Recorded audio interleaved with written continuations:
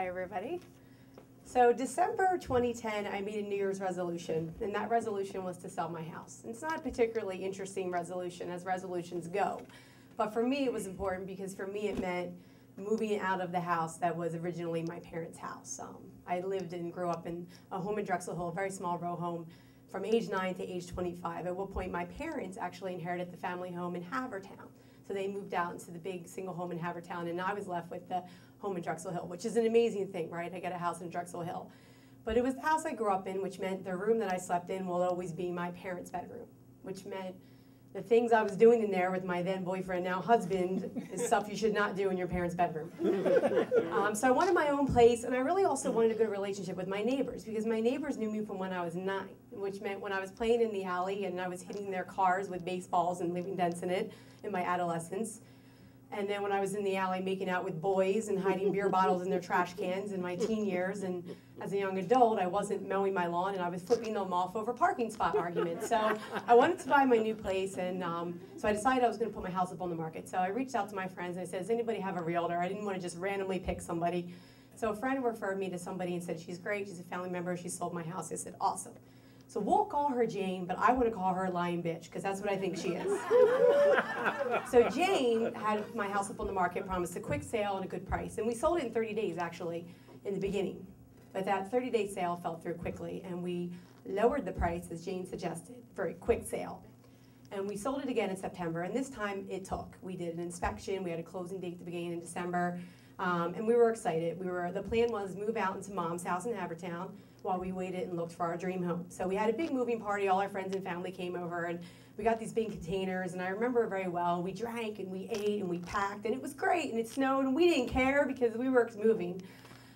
So I remember it very vividly the night that Jane called me, because I was in my empty house, looking out my uncurtained windows into the snow-covered containers where all of my possessions were when she told me our sale fell through. And I was devastated, and I had a decision to make. Do I unpack everything and stay, or do I go? So I went, and I moved in with my mom in Havertown, and then I started sleeping in my brother's room, which then I started doing things that a sister should not be doing in her brother's room. And it was a really bad December. I lost 20 pounds. I don't recommend this diet to anyone.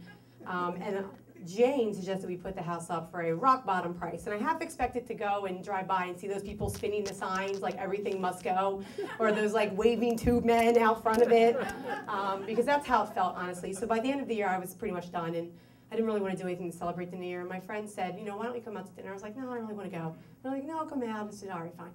So I was in the car on my way to dinner on New Year's Eve, and the phone rang, and it was Jane. And I was like, you're freaking kidding me. She's trying to kill me 3 times in 1 year. So I answered the phone, and Jane said, guess what? I sold your house.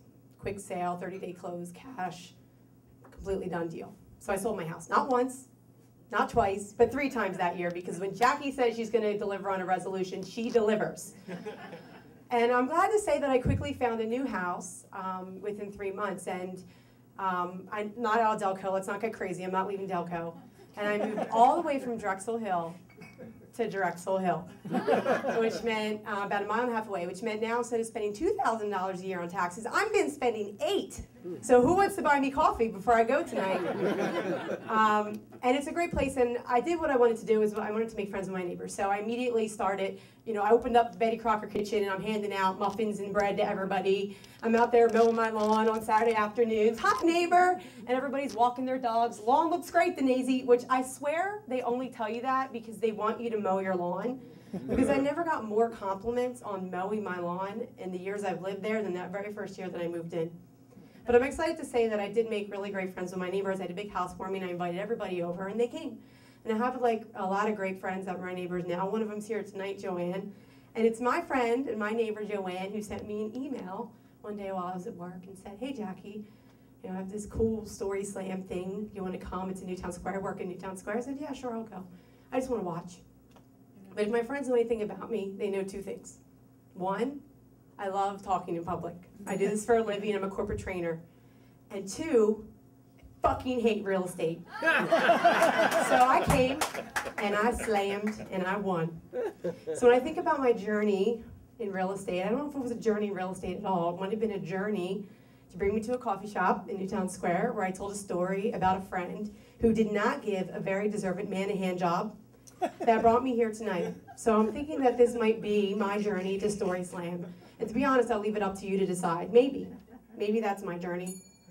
Or maybe I really like talking in the microphones. Thank you.